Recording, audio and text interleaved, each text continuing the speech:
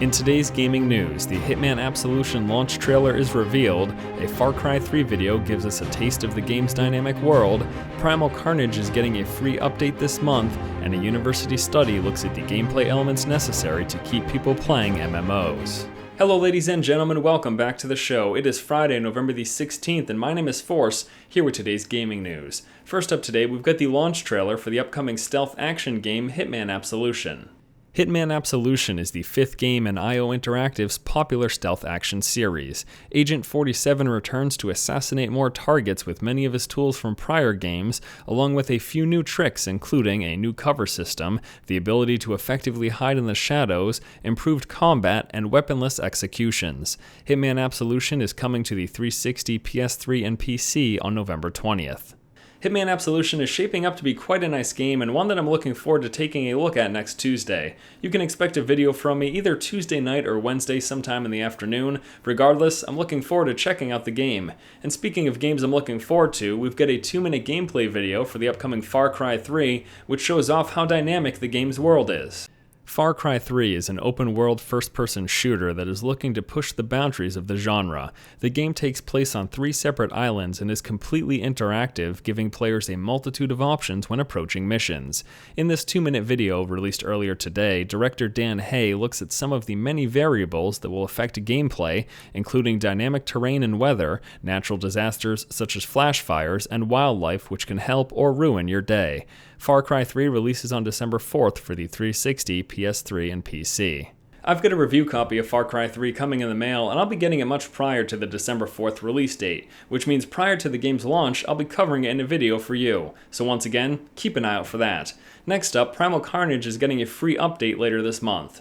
Later this month, Primal Carnage will be getting a new objective-based mode called Get to the Chopper, as well as a brand new map. This marks the first of many planned updates to the game, which, as I covered in my first 40 look, seemed a bit lacking at launch. Of the update, lead designer Ashton Anderson said, "Our goal with Primal Carnage was to make the best dinosaur video game to date, and according to the reviews, we've done just that, but we are far from done."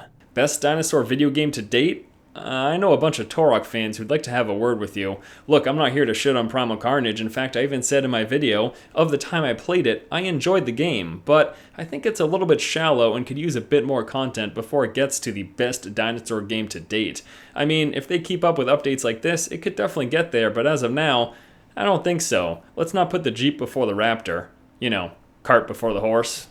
Forget it. And last up in news today, a university study takes a look at the necessary elements of an MMO to keep people playing. A new study conducted by the University of Buffalo School of Management looks at some of the necessary elements in creating game loyalty in an MMO. The study showed that giving players more control of their characters along with building a community helps to keep them engaged in the game. Study co-author Dr. Lawrence Sanders said game makers should look to build a player's feeling of ownership towards their character by providing equal opportunities for any character to win a battle, as well as offering more selective or elaborate chat rooms for player socialization.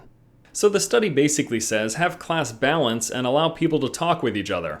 I think that pretty much covers the basics. They obviously miss the big thing of having inventive and new and exciting gameplay, but I think that this is part of the core aspect of what is going to keep people interested in playing an MMO, allowing to talk with and engage with friends, and having a relative sense of balance so you don't feel like your character's gimped every other month, which is a major complaint for a lot of MMOs.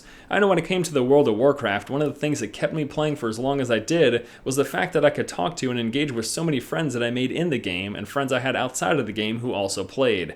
And I think that when it comes to the future success of an MMO and my playtime, it is going to hinge on having those basic elements. I'd like to know from you guys today what other elements you think MMOs need to keep you interested and engaged in the game. I know there's a lot of people who say they're all done with MMOs. I just think we're all done with the current format, and that we need something new to break the mold that's really going to keep people interested and engaged. Please be sure to let me know what you think in the comment section below. Alright ladies and gentlemen, that's going to do it for today's episode of the show. As always, thank you so much for watching. Once again, this has been Force, and you've just been force-fed. Oh, and one last thing, if you want me to keep playing an MMO, it needs to have gameplay that doesn't suck. Oh, you want me to be more specific in terms of what sucks? I don't know, I'm not a game designer, I just know when I play them if they're terrible. You know, like most MMOs.